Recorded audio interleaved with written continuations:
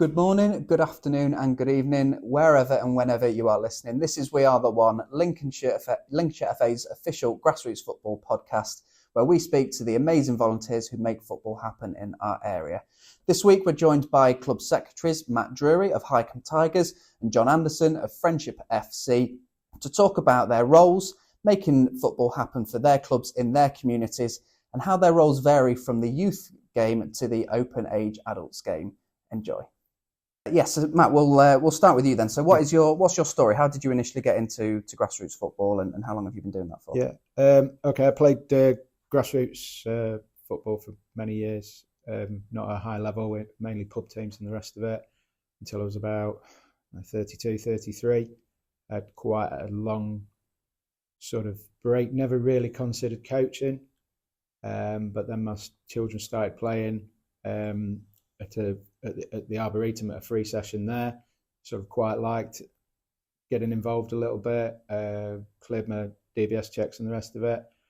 Then my son joined the team, and it was the classic circumstances of the manager saying, okay, well, I'm going to pack in and this will fold if someone doesn't take it over. And I fell for that, and it snowballed from there over the last 10 or 11 years. And it's really sort of grown from there for you then?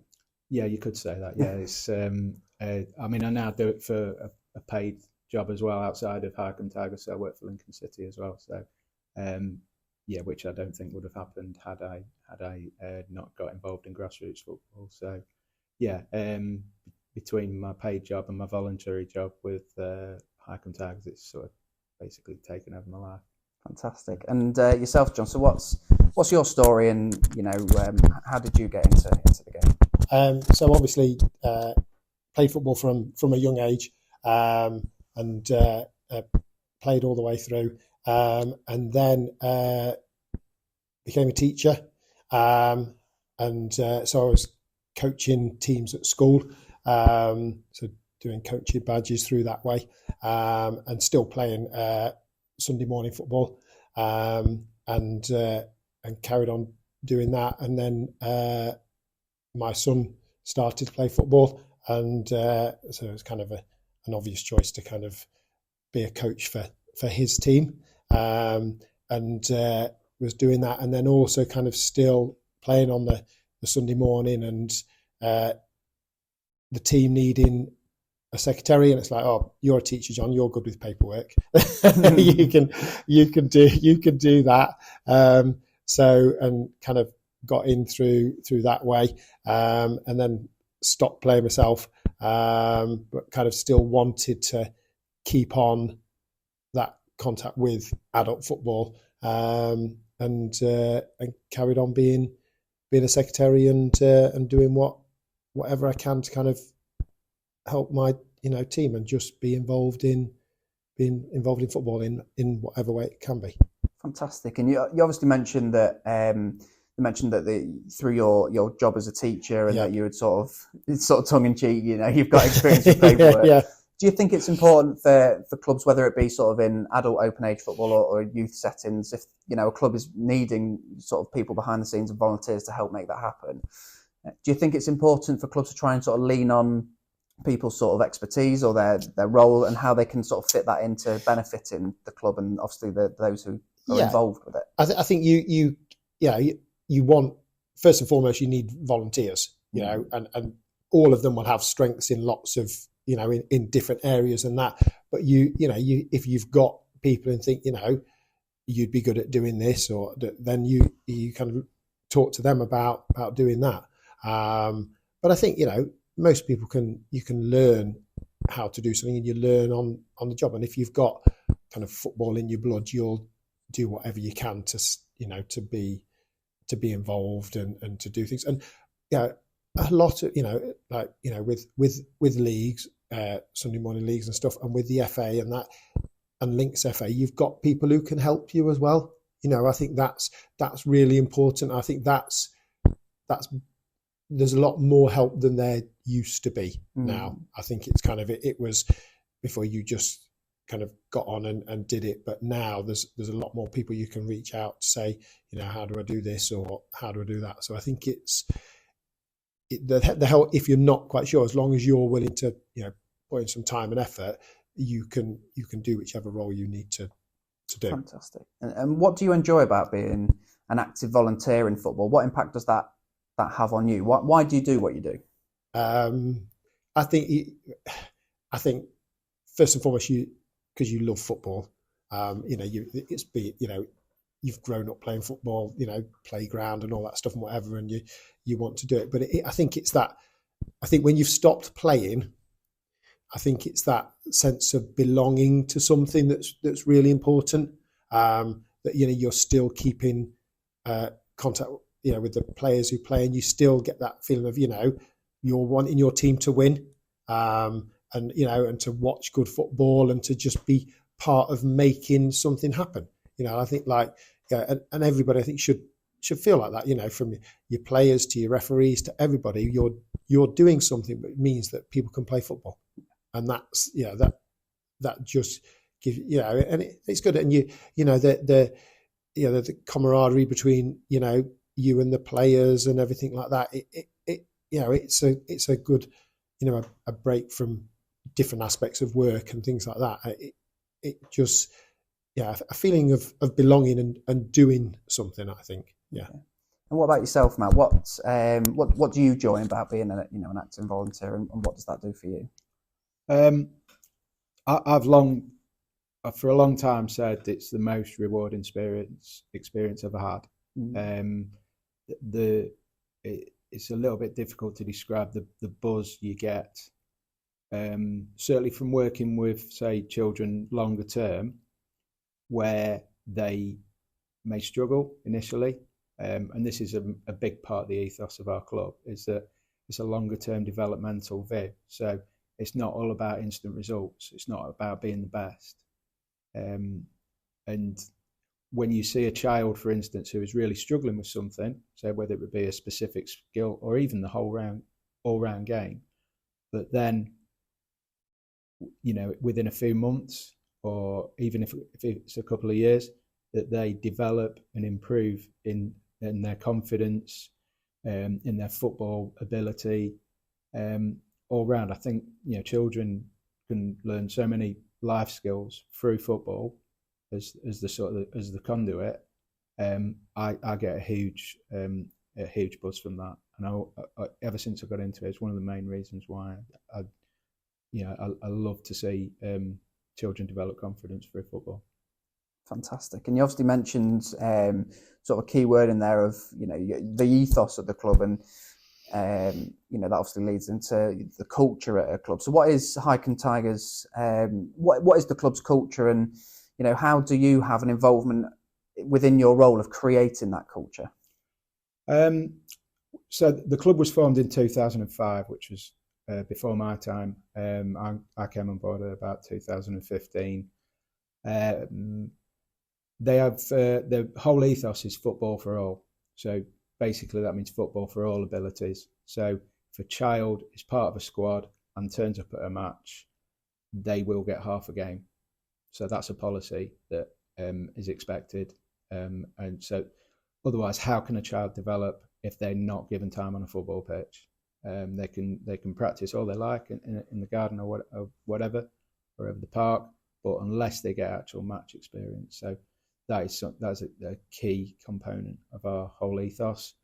We also, to give as many children the chance to play as possible as well, we fill our squads to the sort of the maximum that we're allowed, under the FA guidelines. So again, we try to do that, and I think it's borne out now in that we've got 20 teams at junior level, all are full. But even when they are full, we'll take players on training only option, and then they're first in line to get a place. So it's not a case that we go chasing players, etc. We do it organically. Yeah. And John, how does that sort of vary? Because obviously you're both club secretaries, but obviously one of you is within youth and junior football, and the other obviously being in open age adult, Sunday league football. So how does that change? What is the club culture at Friendship? And again, what is your involvement within your role to create that culture? But maybe how does that vary as well for youth football? I think, and I kind of see both sides in a way, because of having like children's football at school and children's football on a Saturday, kind of under 13s level, that is, to go into adults. And it, there is, our kind of friendship we've been around a long time, and we are one of the better teams in our area, and that, so you have that. The ethos is there is an ethos that we want to win. There is an ethos that we want to be the best that we can be. But I think there's that ethos as well of we do it in the right way. And that we will play teams who will beat us. But we go out and we want to win, and we want to do that in the right way. And adult football, there's a lot comes with adult football.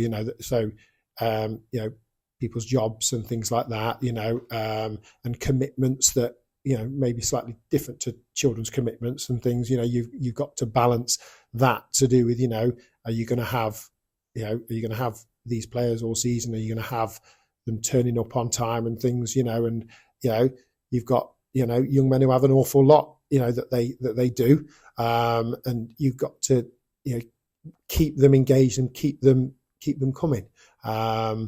And I think I kind of see myself as kind of wanting it, everything to be done as well as we can do it, not just winning the football match, about things. So as my role as a secretary, it's about, making sure that the other team knows those things, like, where we're playing, what we're wearing, and doing that, and it, setting the example, and about making sure we've got, lots of people who want to do all they can, even if they're not playing. So you've got people who will fundraise for us, and because that's massive, isn't it? Having enough money in your club to be able to pay for your pitches and all those things. So it's kind of, and keeping us all together and working to the same goal. And things like making sure that we know that that discipline keeps improving, that we're doing as much as we can to respect referees and things, that we understand that people make mistakes, and and that as a club, this is what we want. We've just this season had a reserve team, which brings on a lot of other things, extra work and that. But it was like, we looked at it, we want people to look at us and think that they're a club who have this first team who are doing as well as they can and getting to county cup finals and winning county cups and that. But they're also giving players, older players, who can still want to carry on playing in that, and then some younger players as well who we want to draw in as well, and to keep that because there's so many other things that and you hear adult football numbers are dropping all the time, and leagues are becoming small and that, and we're like so if we can do this, let's get these children who are 16, let's get them. They might not want to play, some of them in under 8 leagues and things like that. They want to go and play adult football, so let's give them an opportunity to do that. And I think we're important in Gainsborough as a town, that the children have got that opportunity to do, as they then become young men and play in open football. And I suppose this is a question for both of you, really. Do you think that getting that culture right and getting that ethos right has contributed to the success of your clubs, and having the clubs run for a good amount of time now, and get good results and all the things that come with that? Yeah, I think you'll sometimes get those teams where they're all thrown together and it just works. But I think for you to continually do well at a level, you've got to have the backroom staff, as it were. You've got to have people who will run the line for you, people who will put the nets up for you, people who will do the fundraising, wash your football kits, do all those things, and see that they're done right. And so I think that they say do it right off the pitch and do it right on the pitch. Yeah. And what about yourself, Matt? Do you think that getting that culture right has contributed to the success that Hykeham Tigers sort of see? Yeah, I think so. I mean, for the last year or so, as I say, we've got full squads. So we've got 20 teams, full squads. I think we finished the season with around 280 players. We also have, we work with a provider called Right Way Sports to deliver on our 4 to 6 years old. We've got 30 children there, plus 30 men's team players. So it's become a large operation with over 300 people. 300, that's just players involved. We've got over 50 volunteers. Yeah, I'd like to think that says its own story. There are bigger clubs, junior clubs out there, without a doubt. We don't really aspire to be huge. We just want to aspire to do the best we can to offer children from 4 up to 16 to play in a safe and developmental environment, to be honest. And then it'd be great to think they could then go on to the open age men's team all those years later, whether it actually happens or not. I mean, I've got several players who were in my group at under 7s that are going forward into the under 16 team next season. So that's a nice feeling as well, that people want to be involved with it long term. So it suggests to me that the club and the way we do things are generally doing things in the right way. Yeah, absolutely fantastic. And we've obviously mentioned about the clubs that you're both sort of part of. I sort of want to touch on both of your roles as well, because you both play sort of key, really pivotal roles. But it's one of those roles as a club secretary that potentially goes, under the radar to a lot of people, and people maybe don't necessarily understand what your role, what that involves at a club. So, I suppose bluntly, what does your role involve? What do you do? Considering that it's very much a behind the scenes but a pivotal role. In terms of just club secretary? Yeah. Okay. Peaks and troughs. Funnily enough, when people say, "Oh, I bet you're enjoying the break," once the season ends, no, actually, this is where it really kicks in. So between sort of May, June, July, when affiliations, league entries, player registrations, it does get busy, very busy at this time of year. Generally, on the whole, through the season, the secretary role isn't too bad. Sometimes if there's, there's obviously the secretary is a conduit between the local FA and the league and your club. So it'll be more a case of passing on information through the season to make sure so the coaches know and the rest of the committee know and that sort of thing of any changes. So peaks and troughs. And how does your role and what that includes sort of vary dependent on, because obviously Matt's within youth football, so yourself within. It's quite similar. I mean, the big thing that we've got as secretaries in open age football this year is the safeguarding and the DBS, which kind of is because if a player is under 18, they're still classed as a child, and they can play in our adult leagues from the age of 16, but therefore they're still children. So that means that your people on your touchline, so your first team manager, your assistant coach, your first aid, need to be, and quite rightly, need to be DBS'd and need to be aware of safeguarding. I mean, everybody needs to be aware of it, but so that's new this summer, because it is, we do get, there's a breakthrough the summer of that, but this year has made that, that this has got to be done, and we've got, and want it to be done, and, to make sure that these children who are coming through, and like you've said, from, your junior footballs and all that that they have somewhere to go and they can feel safe going into adult football, and that they will be treated in the right way and looked after in the right way, because they're looked after, I always feel very well as children. It's, and I think, we have to make sure that as soon as they go to adult football that, all players,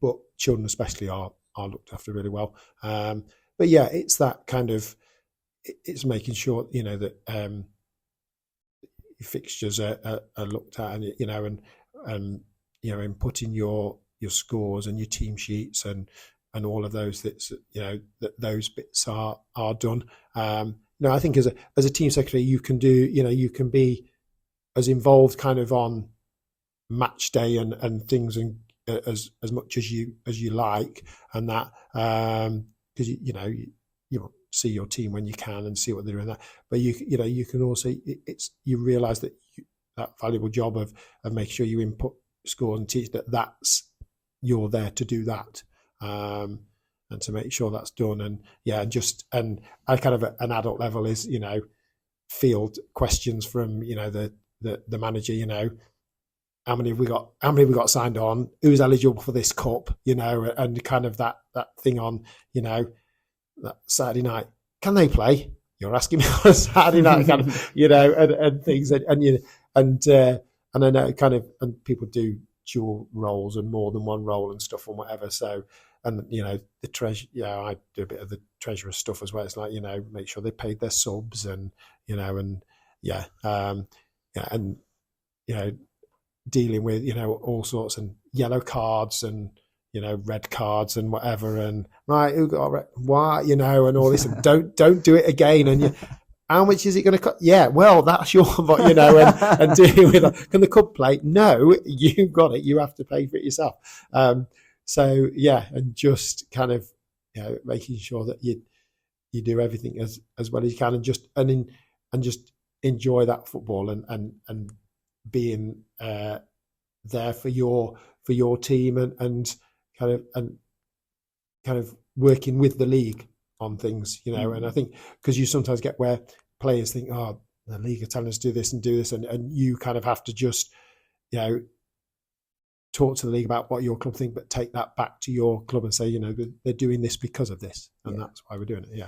Do you think having to be that constant sort of conduit, like you sort of said earlier, between the local FA but also the league, and communicating that to other people in your club, is that the number one challenge that you face within your role, or is there something else that sort of, I realise there's obviously not one specific challenge, but I think I think it is the information thing to making sure that everybody knows everything that they should know, and that that how important things are, and like, because we've got that with the safeguard and DBS, you have to do this, otherwise we can't affiliate it, it's that. And I spoke to Stuart Holton the other day. I spoke to Stuart about how we can all work together to try and to make this easier for clubs and secretaries and that, but also that there is the ownership on individuals, that you have to do this, and if you want to be part of football, and we want you to be, you've got to have these things done. But it's hard work, but I think you do it, and you, like you say, you're seeing players being able to go and play on a Sunday morning, or juniors getting to play football, and that's this is happening, and we're part of helping that to happen. Yeah. And what about yourself, Matt? What's the sort of the biggest challenge that you face? Is it that communication, or is it maybe something else? Maybe I have multiple roles, so it all merges into one. If I'm totally honest, because I'm the chair, secretary, and I run a team as well. So I see a bit of everything. My wife's a welfare officer as well, so it's no more challenging than any other part of it, to be honest. There's obviously, when you've got that many people involved, people are going to have different opinions. Some might have been involved in football for longer when it was different. So it's just a case of, as John's just said, just stressing the importance of things like safeguarding, for affiliation, but also accreditation. Because we're a 1-star accredited club, we'd like to do more with and develop a girls' pathway as well. And obviously there's stipulations to get that accreditations. That people have to. We had a big push last year on people doing the safeguarding children certification. We were successful in that, and again, we do realise these are all volunteers. They're all doing it unpaid, and in fact, the other way, they end up paying for more things than you receive by a long distance. But it's important to stress why these things are important, and why things like having first aid qualifications, why they're so important if an incident happens on a Sunday morning or whatever, and why safeguarding is so important. Because at the end of the day, if children have an interest in football and are playing for a team, that coach could be the first contact or a trusted contact who might come across an issue and be in a position to report it. So it's just a case of sort of stressing the importance of those a lot of the time, I find. Yeah. And presumably, obviously the club's been running since 2005 and you've been there for a large proportion of that. So what big successes has the club seen in your time, and what's your own personal highlight?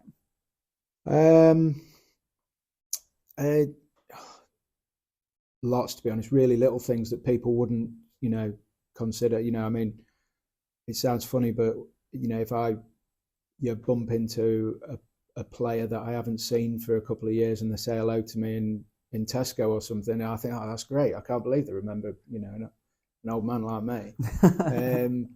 Little bits with my own team. I've seen my son develop from like a tiny under six to like 6 foot, centre back. I've seen several others make the same journey.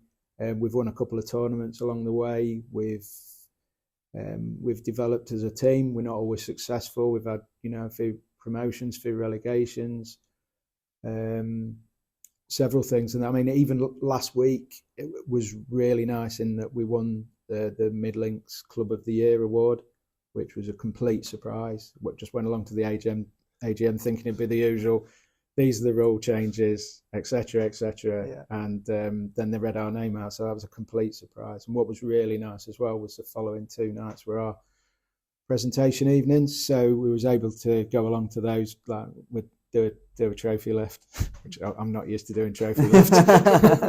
So, but it was nice to go there and say to the children and the parents, like, every one of you has played a part in winning this through sportsmanship, conduct on the sidelines, etc. Yeah.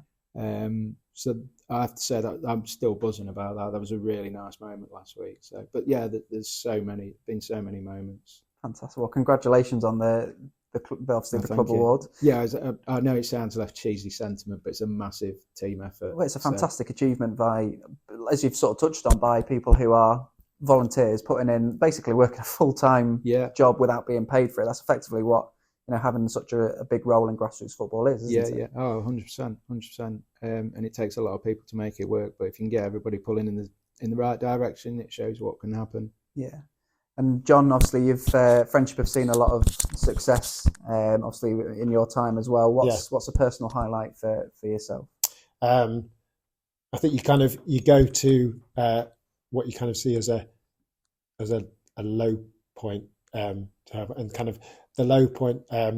So I'm not originally from Lincolnshire, and I moved to Gainsborough and started playing for a local Sunday football team, and Friendship came knocking on the door one evening and said, we want you to come and play for us. And I was like, oh, I'm quite all right at the moment with my Sunday team, and then they asked, all right, I'll come and play for you on a Saturday, and we got played for a few seasons, and then we got to the County Cup final,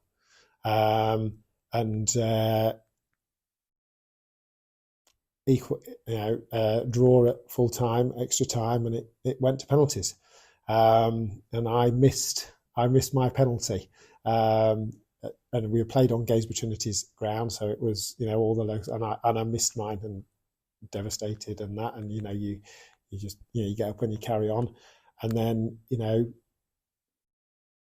in the secretary role, I was lucky enough that 3 years ago now, 2 years ago now. 2 years ago now, in my role as secretary, Friendship got to the County Cup final again on Sinsel Bank, and won it in the last minute. And it was kind of like a bit like redemption. It was just it was, and just and I ran on the pitch to our goalkeeper, gave him a massive hug and whatever, and it was it wasn't quite the same as it would have been when it is a player, but it was still, I felt that and that emotion was massive, that that our club after all they had come, had won it, and it was a massive feeling. It was brilliant. And then we were lucky enough that this year made the final again and won it. And 2 County Cup final wins in 3 years. That means something. It's good. We want, and I feel quite lucky that kind of like coaching with school teams, and that you've got they're the children you've got, because they're at your school, so you have those, and you work with those to make a football team, and then next year they've gone to secondary school, because I teach primary, and so that your whole team's gone. And you start again, and you have another team, and and the ability, you get a lot, massive range of abilities, and you've got a short amount of time, and just for some of them that they don't play grassroots football, so playing for school is the only time they'll get. So to do that, and then kind of with the junior teams, with Gainsborough Trinity Juniors, and to see them kind of play and move up with a team, and keep with their team, and you see how how we try involving everybody, like you've said, and giving them the go to play football, and that, and having that, and then the adult football as well, which is it is results driven, and it is about trying to win the league and that, and it and just I feel quite privileged to be able to be part of lots of different types of football, and I think and for as at our level, at Friendship, we have a good time, we have a good laugh, it's but that bond you have as adults, I think is very strong when you're playing football. And I think that kind of, we feel that keeps Friendship going, and going to the top in our area, at our level. And you've obviously mentioned about the County Cup success that Friendship have had. So why are the County Cups so important to your club? We obviously saw this year that unfortunately you lost obviously Bangor earlier in the year, and it became sort of the mission to win the County Cup for Bangor. Does that sort of cement why? Sort of cement the fact that it's so important? It was massive. I mean, Stephen Olliesworth, Bangor, Ollie, he was Friendship through and through, and his lad played, and he was absolutely over the moon when we won the first one, and he was a massive part of that. He was, you couldn't be in a room with him, without laughing within like 10 seconds. He was just, so funny, and he, good footballer in his day, and he wanted he was always pushing Friendship and pushing his lad Ryan to be the best he could be. And then unfortunately we got the news at Christmas that he had died, and the whole the club was devastated, and for Ryan, one of our players, to lose his dad, the whole club, it hit us really hard, and we took that, how can we, let's we want to win the County Cup as players, but let's try and let's win it for him, and he would have, he would have loved the occasion and us doing that, and I think it meant a lot to us, and I think it meant a lot to those players who did it on the pitch as a game of football. But I think for other us who are maybe not involved in the playing side, it meant a lot because Bangor would have been with us, watching and cheering us on and whatever, and it was massive. And if you can, you always want to pay your respects to somebody in any way that we can, and for us as a club, us to win that, and if we hadn't have won it, it still would have been, we've got this far, Bangor, we've done this much this season, and it still would have been, but to actually, to win it was, it was like, it's there for you, we've done that, and we want to keep doing things like that. So just to finish up for both of you, really, what does the future hold for yourselves as obviously people, but for your clubs as well? What's your vision for the future? I think for Friendship is to keep with the first team and the reserve team. We want, now we've done that this year. We want to keep that going. Make sure that the first and the reserves work really closely together. So we had presentation evening on Saturday, and we had with the first and reserves together. And you sometimes you'll see each other on a Sunday when you go back to the pub if you've both got a home game, and you see each other. But it was good to have like a social night out together, and to see players from both teams. And we want to keep that going and keep those younger players in the town who want to play football.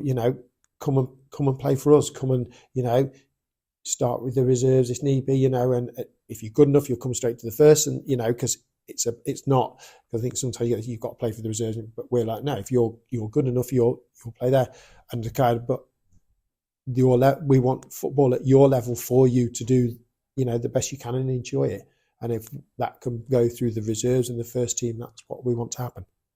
Super. And what about Hykeham Tigers, Matt? What does the future hold for yourself and for the club?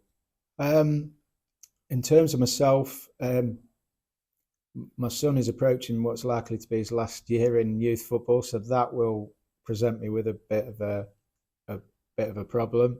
In that, obviously, it's likely that he won't be there in a couple of years' time. So, do I continue? I mean, I have to say, I've got a massive affinity for the club, so it would be a bit of a wrench to go, and I probably won't, although I hope my wife's not watching or listening to this. I have told her that would be the case. So, I mean, maybe he'll go on to, I'd like to think he'll go on to men's football. I think anybody who goes on to men's football, I see that as success. Yeah. Even, whether it be playing semi-professionally or not being paid at all and just playing on a Sunday, I think is brilliant success for a child to then, with all the other distractions, etc. Yeah.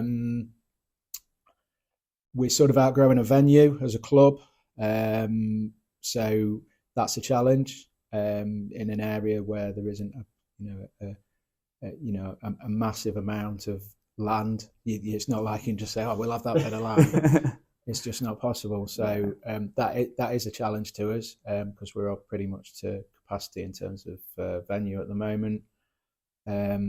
So yeah, that's something to work on. I think we're thought of as a club who does things well, I'd like to think. And as I said earlier, I think that's borne out by the amount of people who want to play for us now. We've got a brilliant set of volunteers, so we can keep those on board. I think the future's really bright.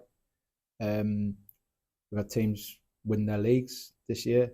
We've had several teams win in tournaments, so it's not a case that we've got this football for all abilities sort of ethos, but it really harms us because we've got terrible football teams. That's not the case at all. It's because we take a longer term view, and teams really improve over time and get better over time, and that's a more sustainable way of doing it, and you can still win things. I totally take what John says in the men's game. Obviously, it's a lot more competitive, and you can't always take that ethos, and that's what goes with the territory. But I think the club's in a really good place at the moment, and really just to keep to make that more sustainable, really, in terms of having a venue that matches the sort of the ambitions of the club. Fantastic. Well, Matt and John, it's been an absolute pleasure to have you both with us.